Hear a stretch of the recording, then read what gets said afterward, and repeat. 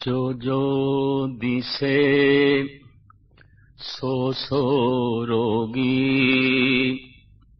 रोग रहत मेरा सतगुर जोगी।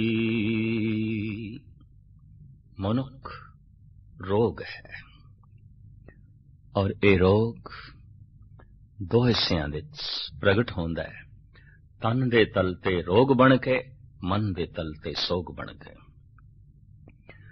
तो क्या जीवन भर रोग ते सोग दे जीवना ही मनुख दी प्रारब्ध है, मनुख दा भविष्य है। यही मनुख है रोग दे जीवे, सोग दे जीवे। चिंतावां ते इतनी पीड़ा ने, इतना बोझ है। धन गुरु अर्जन देव जी महाराज ने एक बड़ा सुंदर उदाहरण दिता है। गिरंत गिर पतित पातालं, जलंत दे दी बैसांतरे। कोई मनुख बहुत पहाड़ दी उच्ची चोटी तो गिर रहा होवे, हजारां फुट दी बुलंदी तो थल्ले गिर रहा होवे। गिरंत गिर पतित पातालं, जलंत दे दीप बैसांतरे। ज्वालामुखी अग विच गिर जाए और कोई जिंदा जल रहा होवे। बहंत अगा तोयं तरंगं, अथाह सागर दियां लहरां विच गोते खा रहा होवे, डुब रहा होवे। बड़ी बुलंदी तो गिर रहा होवे, ज्वालामुखी अग विच जल रहा होवे, डुब रहा होवे। इस नाल जो शरीरक ते मानसिक पीड़ा होंदी है, बहंत अगा तोयं तरंगं, दुखंत ग्रह चिंता जनमंत मरण। घरेलू चिंता, जगत दी चिंता, परिवार दी चिंता, आर्थिक चिंता, ये ऐसी है महाराज कहते जैसे कोई पहाड़ दी बुलंदी तो गिर रहा होवे, ज्वालामुखी अग विच जल रहा होवे, या फिर अथाह सागर दियां लहरां विच डुब रहा होवे। इंज कह रो मनुख दा पतन हर वक्त हो रहा है, हर वक्त गिर रहा है। कहते ने यात्रा ते चढ़ाइयां विच आउंदी है, निवाण विच ते पतन है, गिरावट है। पानी निवाण विच जा रहा है, इस वास्ते कहने गिर रहा है, गिर रहा है। जिंदगी निवाण दी तरफ जा रही है, यात्रा ते ओ होंदी है जब चढ़ाइयां दी होवे। जद कोई चढ़दा है, एक अवघट घाटी राम की ते चढ़ रहे हो कबीर। किसी हद तक मनुख दी जीवन शक्ति निवाण दी तरफ जावे काम बनदी है, जीवन शक्ति उचाइयां दी तरफ जावे राम बनदी है। राम रस ते काम रस इंज कह लो बुलंदी ते निवाण है, निवाण है, निवाण है। इस पतन दी थोड़ी जिया देर लई ते लोड़ है, ताकि ख्याल आ जाए चढ़ाइयां ते चढ़ना। जद शक्ति निवाण दी तरफ जाती है, जानी चाहिए कुछ देर लई संतान नू जन्म देंदी है। जद यही शक्ति चढ़ाइयां दी तरफ जाती है तो भगवान नू जन्म देंदी है। मनुख है जो संतान नू भी जन्म देंदा है, भगवान नू भी जन्म दे सकदा है। संतान नू जन्म देण दे ते पशु भी समर्थ होए ने, कीड़े मकोड़े भी समर्थ होए ने।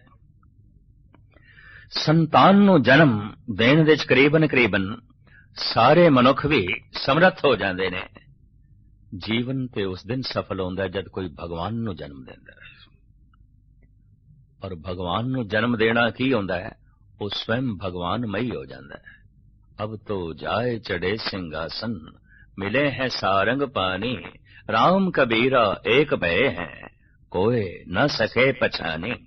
हुण इत्थे प्रश्न खड़ा होंदा है, अगर जीवन रोग है ते मन सोग है, तन रोग है, तो फिर की करिए?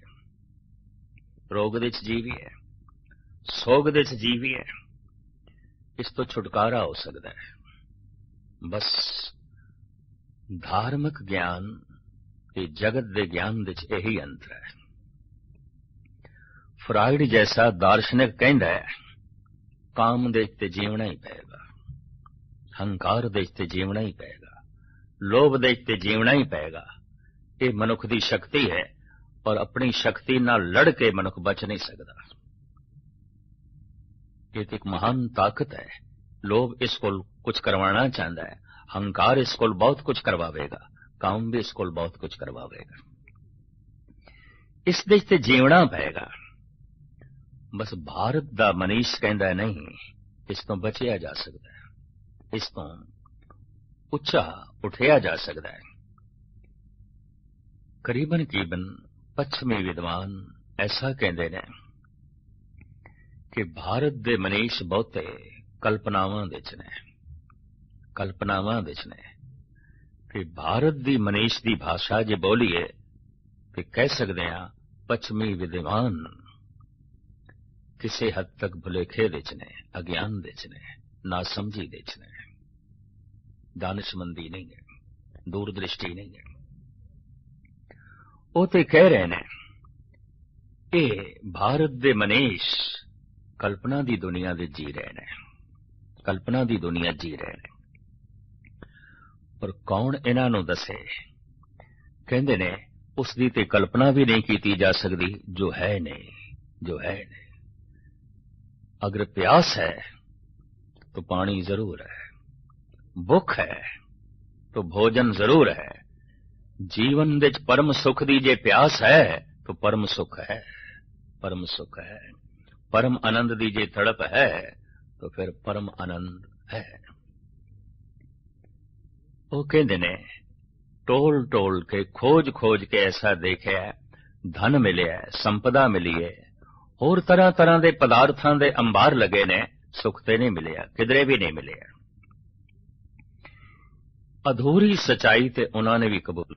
ਹੁਣ ਤੇ ਮੈਡੀਕਲ ਸਾਇੰਸ ਵੀ ਕਹਿ ਰਹੀ ਹੈ ਕਿ 60% ਬਿਮਾਰੀਆਂ ਸਾਡੇ ਕਾਬੂ ਵਿੱਚ ਨਹੀਂ ਨੇ, ਨਹੀਂ ਨੇ। ਮਾਨਸਿਕ ਰੋਗ ਵਿੱਚ ਜੀਵਣਾ ਬਸ ਇਹੀ ਮਨੁੱਖ ਦੀ ਜ਼ਿੰਦਗੀ ਹੈ, ਹੋਰ ਕੁਝ ਵੀ ਨਹੀਂ ਹੈ। ਪਰ ਧੰਨ ਗੁਰੂ ਨਾਨਕ ਦੇਵ ਜੀ ਮਹਾਰਾਜ ਕਹਿੰਦੇ ਨਹੀਂ, ਇੱਕ ਪਰਮ ਜੀਵਨ ਹੈ, ਐਸਾ ਜੀਵਨ ਜਿਹਦੇ ਚ ਜਨਮ ਦਾ ਦੁੱਖ ਨਹੀਂ ਹੈ, ਜਿਹਦੇ ਚ ਮਰਨ ਦਾ ਦੁੱਖ ਨਹੀਂ ਹੈ, ਔਰ ਜਿਸ ਦੇ ਚ ਤੀਜਾ ਦੁੱਖ ਬੁਢੇਪੇ ਦਾ ਰੋਗ ਵੀ ਨਹੀਂ ਹੈ।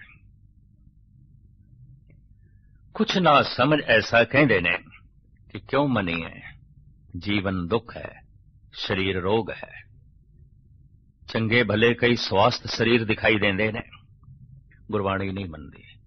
ਅਗਰ ਸਵਾਸਥ ਦਿਖਾਈ ਦਿੰਦੇ ਨੇ ਤਾਂ ਇੱਕ ਦਿਨ ਬੁੱਢਾ ਕਿਸ ਤਰ੍ਹਾਂ ਹੋ ਜਾਂਦਾ ਹੈ? ਆਖਰ ਬੁੱਢੇ ਹੋਣ ਦਾ ਬੀਜ ਤੇ ਇਸ ਦੇ ਅੰਦਰ ਪਿਆ, ਤੇ ਜਿਹੜਾ ਬੀਜ ਇਸ ਨੂੰ ਬੁੱਢਾ ਕਰ ਸਕਦਾ ਹੈ ਉਹਨੂੰ ਰੋਗ ਕਿਹਾ ਜਾਏਗਾ, ਹੋਰ ਕੀ ਆਖਿਆ ਜਾਏਗਾ? ਜਿਹੜੇ ਸਵਸਥ ਦਿਖਾਈ ਦਿੰਦੇ ਨੇ, ਵਾਸਤਵਿਕ ਉਹਨਾਂ ਦੀਆਂ ਥੋੜੀ ਜਿਹੀਆਂ ਬਿਮਾਰੀਆਂ ਸੀਮਾ ਵਿੱਚ ਨੇ, ਜਾਂ ਔਸ਼ਧੀਆਂ ਖਾ ਖਾ ਕੇ ਰੋਗ ਨੂੰ ਉਹ ਸੀਮਾ ਵਿੱਚ ਕਰ ਲੈਂਦਾ ਹੈ ਤਾਂ ਕਿ ਪੀੜਾ ਮਹਿਸੂਸ ਨਾ ਹੋਵੇ। ਰੋਗ ਤੇ ਖਤਮ ਨਹੀਂ ਹੋਏ। ਅਗਰ ਰੋਗ ਖਤਮ ਹੋ ਗਏ ਨੇ ਤਾਂ ਫਿਰ ਬੁੱਢਾ ਕਿਸ ਤਰ੍ਹਾਂ ਹੋ ਸਕਦਾ ਹੈ? ਤੇ ਬੁਢੇਪਾ ਤੇ ਇੱਕ ਐਸਾ ਰੋਗ ਹੈ, ਇਸ ਨੂੰ ਸੀਮਤ ਕਰਨਾ ਵੀ ਬੜਾ ਔਖਾ ਹੈ, ਕਠਿਨ ਹੈ। ਇਹ ਤੇ ਵੱਧਦਾ ਜਾਏਗਾ, ਵੱਧਦਾ ਜਾਏਗਾ। ਭਾਰਤ ਦੇ ਸਾਰੇ ਸੰਤ ਕਹਿੰਦੇ ਨੇ ਬੁਢੇਪਾ ਸਵੈਮ ਆਪਣੇ ਆਪ ਵਿੱਚ ਇੱਕ ਰੋਗ ਹੈ। ਜਬ ਲਗ ਜਰਾ ਰੋਗ ਨਹੀਂ ਆਇਆ, जब लग काल ग्रसे नहीं काया, जब लग बिकल भई नहीं बाणी, भजले रे मन सारंग पानी। बुढ़ेपा खुद एक रोग है। मन विच वासना बड़ी प्रबल है, चलिए पर चलन दी समर्था पैरां विच नहीं है।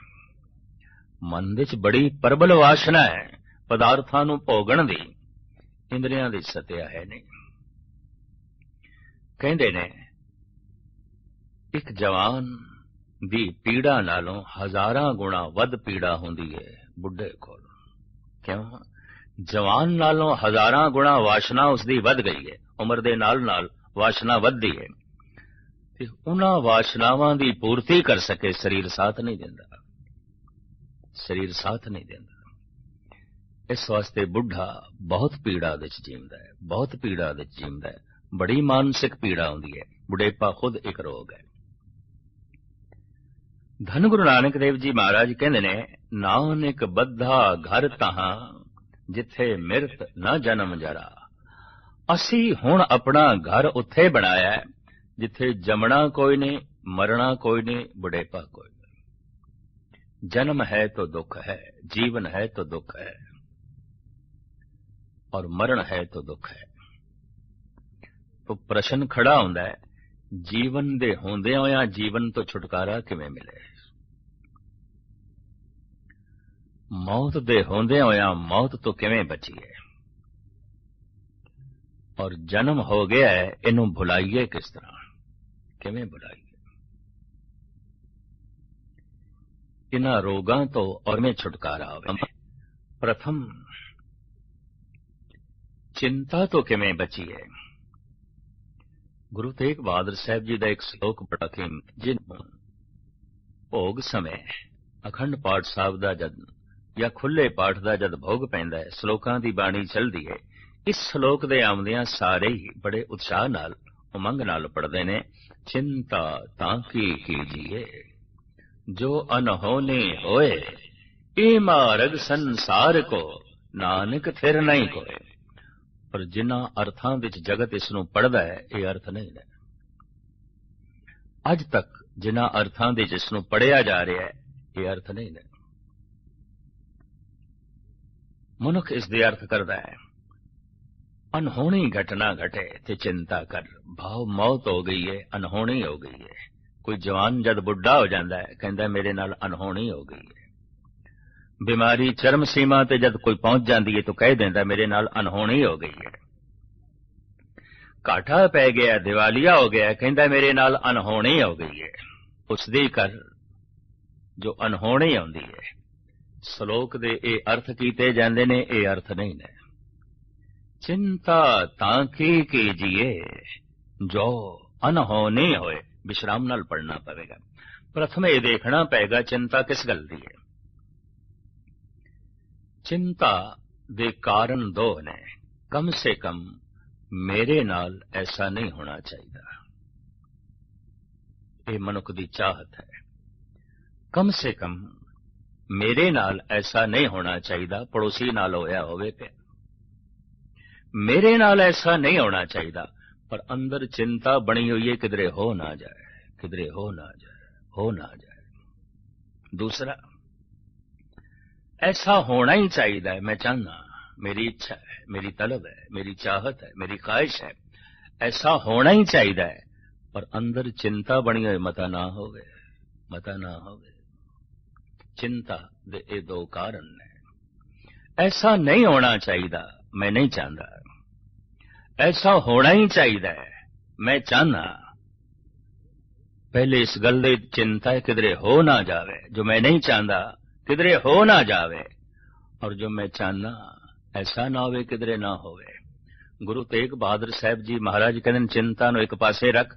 जो होंदा है वो होंदा है, जो नहीं होंदा नहीं होंदा। चिंता नु परे सुट। जो होंदा है वो होंदा है, जो नहीं होंदा वो नहीं होंदा। अगर एक बुढ़ा आखे कि मैं मासूम बच्चे की तरह हो जावां, ये नहीं होंदा, ये नहीं होंदा।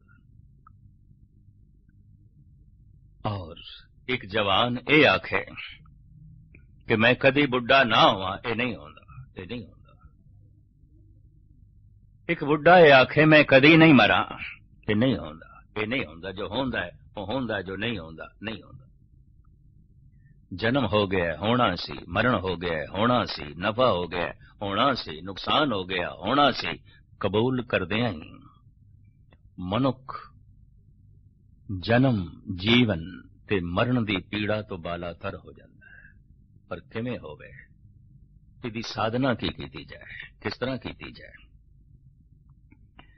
क्योंकि गल इतनी चल रही है, और धन गुरु नानक देव जी महाराज ने विश्व भर ने जिस आवाज नाल पुकारिया सी, बाबा वैद रोगियां दा, बाबा वैद रोगियां दा। तो रोग जन्म है, रोग जीवन है, रोग मरण है।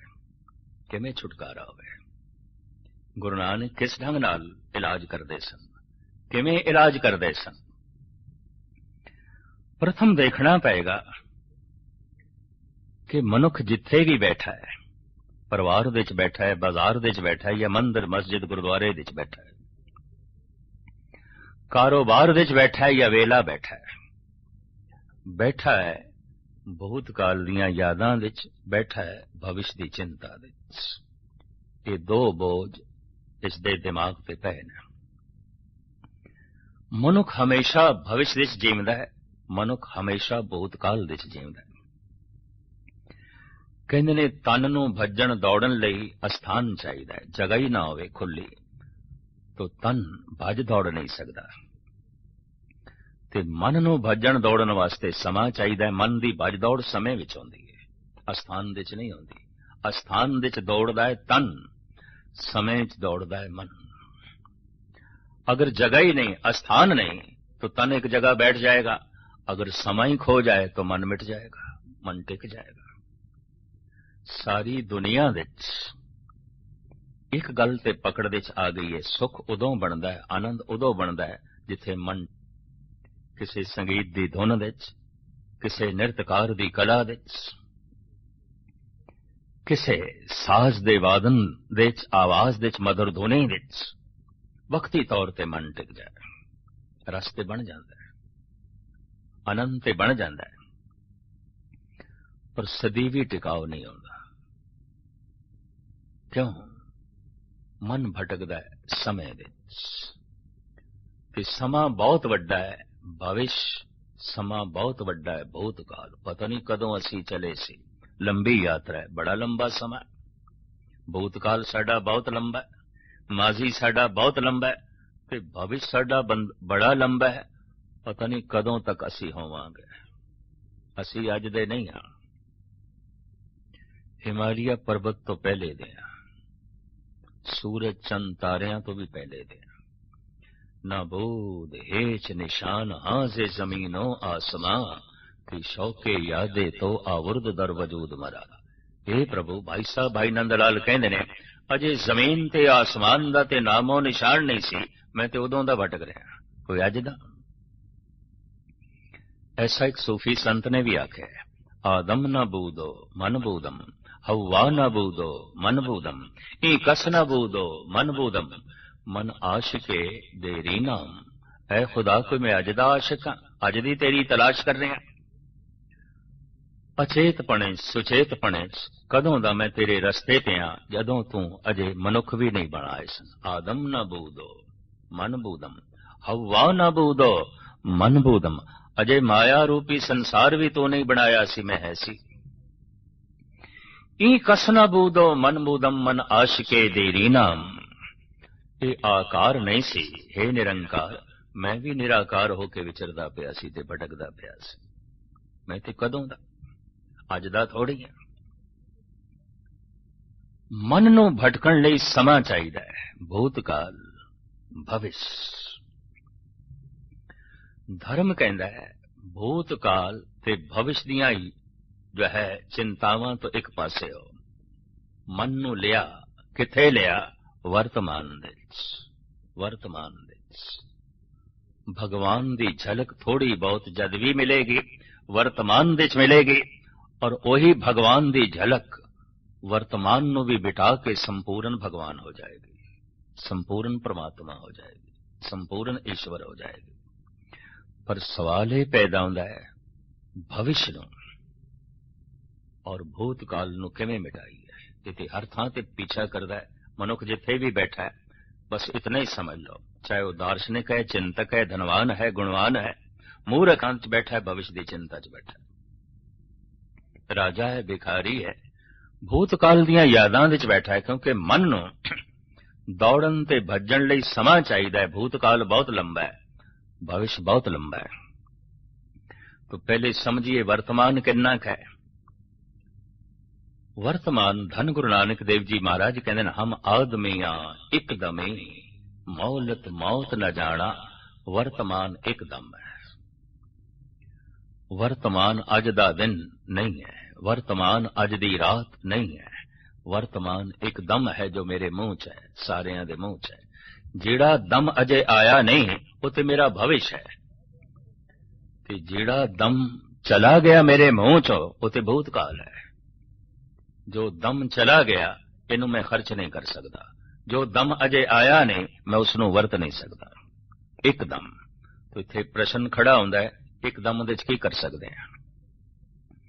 एकदम दे कोई लंबी यात्रा नहीं हो सकती, एकदम दे कोई लंबा चौड़ा कारोबार नहीं खोलिया जा सकता, एकदम दे कोई उच्चा वड्डा महल नहीं खड़ा किया जा सकता, एकदम दे कोई लंबी चौड़ी विद्या नहीं हासिल की जा सकती। पर गुरु नानक कहते ने एकदम दे परमात्मा प्राप्त किया जा सकता, जद भी मिलेगा एकदम दे, क्योंकि एकदम नकद है ते धर्म दा सौदा परमात्मा दा सौदा नगदी नाल आउंदा है, नगदी नाल आउंदा है। दुनिया दे सारे महामंत्र एकदम दे पूरे हो जाते ने। राम एकदम दे पूरा हो गया, ओम एकदम दे पूरा हो गया, अल्लाहू एकदम दे पूरा हो गया, वाहेगुरु एकदम दे पूरा हो गया। करोड़ दफा वाहेगुरु वाहेगुरु आखण नाल एक पाप भी नहीं मिटेगा। करोड़ दफा वाहेगुरु वाहेगुरु आखण नाल एक दुख भी नहीं मिटेगा। एक दफा वाहेगुरु आखदियां करोड़ां पाप मिट जाणगे, एक दफा वाहेगुरु आखदियां करोड़ां दुख मिट जाणगे। ये ते फिर पहेली हो गई? नहीं, पहेली नहीं। सारे महामंत्र एकदम दे पूरे हो जाते ने। वाहेगुरु इक्को ही दम दी लोड़ है। हुण मेरा सारा ध्यान इसे मंत्र दे सुनन दे आ जाए, वाहेगुरु।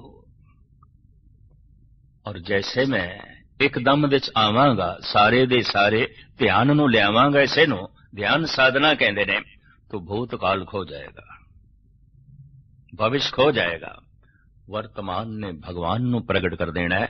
श्री कबीर कहंदे ने, बेद कतेब इफ्तरा भाई, दिल का फिक्र न जाए, टुक दम करारी जो करो, हाजिर हजूर खुदाए। एकदम दे टिक जाओ, खुदा हाजिर नाजिर है, परमात्मा हाजिर नाजिर है। धर्म दी सारी साधना है कि किसी तरीके नाल वर्तमान दे आईए। बड़े बड़े दार्शनिक वर्तमान दे नहीं जीवदे, भविष्य दीआं चिंतावां दे जीवदे ने। बड़े बड़े सियाणे मनुख वर्तमान दे नहीं आउंदे, भूतकाल दीआं यादां च बैठे हुंदे। और एक दफा मनुख वर्तमान दे आ जाए ते वर्तमान सिर्फ एक दम है, उस दे आउंदिआं मनुख तन ते मन तो उच्चा उठ जाता है। तन रोग है, मन सोग है, रोग सोग तो उच्चा उठ जाता है। रोग सोग दुख जरा मरा, हर जने नहीं निकटाने, उस हरि जन दे नेड़े फिर दुख रोग सोग जन्म मरण सब मिट जाता है। नानक बद्दा घर तहां, जिथे मिरत न जन्म जना। एक वर्तमान दे आउंदिआं अगला जन्म नहीं होवेगा, मरण नहीं होवेगा। और ये जिहड़ा जीवन कोल है, इस तो मनुख उच्चा उठ जाएगा और भगवान प्रगट हो जाएगा। यही एक साधना है और यही औषधि है। यही औषधि इसां दे भरमण करके धन गुरु नानक देव जी महाराज वंडदे रहे। बाबा फरीद भी कहंदे ने, आज मिलावा शेख फरीद, टाकम कूंजणिया मनो मचिंदनिया। अज मिलावा ले, तो अज तो मुराद की अज दा सारा दिन? कतई नहीं। अज तो मुराद वर्तमान, वर्तमान तो मुराद एकदम, एकदम। भाई नंद लाल भी ऐसा कहते ने, यकदम बखेश राना बुरदम के कीसतम, ए वाए नकदे जिंदगी राय गांगुयस्त। मैं नकद जिंदगी बर्बाद की थी। ते नकद जिंदगी की सी? जिहड़ा मेरे मुंह दे च दम सी, नकद सी। जिहड़ा दम आया नहीं उधारी सी, जिहड़ा दम चला गया वो खर्च हो गया, वो ते खर्च हो गया। मेरी जिंदगी दी जेब दे सिर्फ इक्को ही दम है, इक्को ही दम है। नगदी मेरे कोल इक्को ही दम है, इक्को ही दम है हर एक कोल। पर बंदा कह देंदा है एक दम दी की जिंदगी है। नहीं, एक दम दे परमात्मा मिल सकता है, एक दम दे सारा जहान मिल सकता है, एक दम दे सारी लोकाई दी प्राप्ति हो सकती है, एक दम दे परम रस मिल सकता है। ਪਰ ਮਨੁੱਖ ਇਸ ਇੱਕਦਮ ਨੂੰ ਕਿਵੇਂ ਬਤੀਤ ਕਰਦਾ ਹੈ?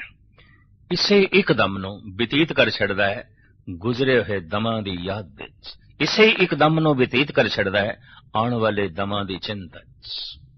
ਔਰ ਦਮ ਦਮ ਕਰਕੇ ਸਾਰੀ ਜ਼ਿੰਦਗੀ ਰਾਏਗਾਂ ਚਲੀ ਜਾਂਦੀ ਹੈ, ਵਿਅਰਥ ਚਲੀ ਜਾਂਦੀ ਹੈ। ਐ ਵਾਏ ਨਕਦੇ ਜ਼ਿੰਦਗੀ ਰਾਏਗਾਂ ਗੁਯਸਤ। ਭਾਈ ਸਾਹਿਬ ਭਾਈ ਗੁਰਦਾਸ ਜੀ ਕਹਿੰਦੇ ਨੇ, ਵਰਤਮਾਨ ਵਿੱਚ ਵਰਤਦਾ ਹੋਵਨ ਹਾਰ ਸੋਈ ਪਰਵਾਨਾ। ਸੰਸਾਰੀ ਤੇ ਭਗਤ ਦੀ ਪਹਿਚਾਣ ਕੀ? ਬਸ ਦੋ ਸ਼ਬਦਾਂ ਵਿੱਚ ਪਛਾਣ। ਲਿਬਾਸ ਤੋਂ ਪਹਿਚਾਣ ਨਹੀਂ ਹੋਵੇਗੀ ਭਗਤ ਹੈ ਸੰਤ ਹੈ। ਸਾਰੀ ਦੁਨੀਆ ਦੇ ਧਾਰਮਿਕ ਲਿਬਾਸ ਅਲੱਗ-ਅਲੱਗ ਨੇ। ਧਾਰਮਿਕ ਦਿਖਾਈ ਦੇ ਜਾਣਾ ਇੱਕ ਸ਼ਿੰਗਾਰ ਹੈ, ਧਾਰਮਿਕ ਹੋ ਜਾਣਾ ਇੱਕ ਤਪੱਸਿਆ ਹੈ, ਮਿਹਨਤ ਹੈ, ਸਾਧਨਾ ਹੈ। ਕਿਸ ਤਰ੍ਹਾਂ ਅੰਦਾਜ਼ਾ ਲਗਾਵਾਂਗੇ ਸੰਸਾਰੀ ਹੈ ਇਹ ਭਗਤ ਹੈ ਜੋ ਭੂਤਕਾਲ ਦੀਆਂ ਯਾਦਾਂ ਦੇ ਜੀ ਰਿਹਾ ਹੈ, ਭਵਿਸ਼ ਦੀਆਂ ਚਿੰਤਾਵਾਂ ਦੇ ਜੀ ਰਿਹਾ ਹੈ, ਸੰਸਾਰੀ ਹੈ। ਪਰ ਜੋ ਵਰਤਮਾਨ ਵਿੱਚ ਟਿਕ ਗਿਆ ਹੈ ਭਗਤ ਹੈ, ਭਗਵਾਨ ਦਾ ਰੂਪ ਹੈ, ਉਹ ਤੇ ਈਸ਼ਵਰ ਦਾ ਰੂਪ ਹੈ। ਵਰਤਮਾਨ ਵਿੱਚ ਟਿਕਦਿਆਂ ਹੋਵਨ ਹਾਰ ਸੋਈ ਪਰਵਾਨਾ। ਜੋ ਹੋ ਗਿਆ ਹੈ ਇਹ ਹੋਣਾ ਹੀ ਸੀ, ਹੋਣਾ ਹੀ ਹੈ, ਅਨਹੋਣੀ ਨਹੀਂ ਹੈ, ਅਨਹੋਣੀ ਨਹੀਂ ਹੈ। ਠੀਕ ਹੈ, ਜਵਾਨ ਜੈਸੇ ਬੁੱਢਾ ਹੋਣ ਲੱਗਦਾ ਹੈ ਇੱਕਦਮ ਖਿਆਲ ਆਉਂਦਾ ਹੈ ਅਨਹੋਣੀ ਹੋ ਗਈ, ਅਨਹੋਣੀ ਹੋ ਗਈ। ਇਹੀ ਕਾਰਨ ਹੈ ਕਿ ਸਾਰੇ ਜਗ ਦੱਸਦੇ ਨੇ। ਅਗਰ 60 ਸਾਲ ਹੈ 50 ਦੱਸਦੇ ਨੇ, 50 ਹੈ 40 ਦੱਸਦੇ ਨੇ, 40 ਹੈ 30 ਦੱਸਦੇ ਨੇ। ਔਰ ਅਕਸਰ ਇਸਤਰੀਆਂ 30 ਤੋਂ ਅੱਗੇ ਜਾਂਦੀਆਂ ਹੀ ਨਹੀਂ, ਉੱਥੇ ਹੀ ਰੁਕ ਜਾਂਦੀਆਂ, ਉੱਥੇ ਹੀ ਰੁਕ ਜਾਂਦੀਆਂ। ਕਾਰਨ ਬੁਢੇਪਾ ਅਨਹੋਣੀ ਹੈ। ਕੌਣ ਦੱਸੇ ਬੁਢੇਪਾ ਤੇ ਹੋਣਾ ਹੈ? ਅਨਹੋਣੀ ਨਹੀਂ ਹੈ। ਮੌਤ ਤੇ ਹੋਣੀ ਹੈ, ਅਨਹੋਣੀ ਨਹੀਂ। ਭਗਤ ਕਬੀਰ ਕਹਿੰਦੇ ਨੇ, ਪਾੜੋ ਸੀਖੇ ਜੋ ਹੁਆ ਤੂੰ ਆਪਣੇ ਵੀ ਜਾਨ। ਸਮਝ ਲੈ ਮੇਰੀ ਅਰਥੀ ਉੱਠੀ ਹੈ ਤੇ ਨਹੀਂ ਚੁੱਕਿਆ, ਸ਼ਾਇਦ ਪੜੋਸੀ ਨੇ ਆਪਣੇ ਕੰਧਿਆਂ ਤੇ ਮੈਨੂੰ ਚੁੱਕਿਆ ਹੈ। ਇਸ ਤਰ੍ਹਾਂ ਸਮਝ, ਤੂੰ ਆਪਣੇ ਵੀ ਜਾਨ। ਐਸਾ ਉਹੀ ਜਾਣ ਸਕਦਾ ਹੈ ਜੋ ਵਰਤਮਾਨ ਵਿੱਚ ਆ ਗਿਆ ਹੈ। ਤੋ ਵਰਤਮਾਨ ਦੇ ਟਿਕਦਿਆਂ ਹੋਵਨ ਹਾਰ ਸੋਈ ਪਰਵਾਨਾ। ਜਨਮ ਹੋ ਗਿਆ ਹੈ ਕਬੂਲ, ਜੀਵਨ ਕੋਲ ਹੈ ਕਬੂਲ, ਮਰਨ ਸਾਨੂੰ ਕਬੂਲ। ਲੇਕਿਨ ਮਰਦੇ ਦਮ ਤੱਕ ਮਨੁੱਖ ਨੂੰ ਸਿਰਫ ਜਨਮ ਕਬੂਲ ਹੈ, ਮਰਨ ਕਬੂਲ ਨਹੀਂ। ਇਸ ਵਾਸਤੇ ਮਰਦੇ ਦਮ ਤੱਕ ਜਨਮ ਦਿਨ ਮਨਾਉਂਦਾ ਹੈ, ਮਰਨ ਦਿਨ ਨੂੰ ਭੁਲਾਉਣ ਦੀ ਕੋਸ਼ਿਸ਼ ਕਰਦਾ ਹੈ। ਔਰ ਇਹੀ ਕਾਰਨ ਹੈ ਕਿ ਪਰਮ ਆਨੰਦ ਦੀ ਪ੍ਰਾਪਤੀ ਤੋਂ ਵਾਂਝਾ ਰਹਿ ਜਾਂਦਾ ਹੈ, ਰੋਗ ਵਿੱਚ ਜੀਵਦਾ ਹੈ, ਸੋਗ ਵਿੱਚ ਜੀਵਦਾ ਹੈ। ਜਦਕਿ ਵਰਤਮਾਨ ਵਿੱਚ ਜੀਣ ਵਾਲਾ ਰੋਗ ਸੋਗ ਦੁੱਖ ਜਰਾ ਮਰਾ ਹਰ ਜਨੇ ਨਹੀਂ ਨਿਕਟਾਨੀ।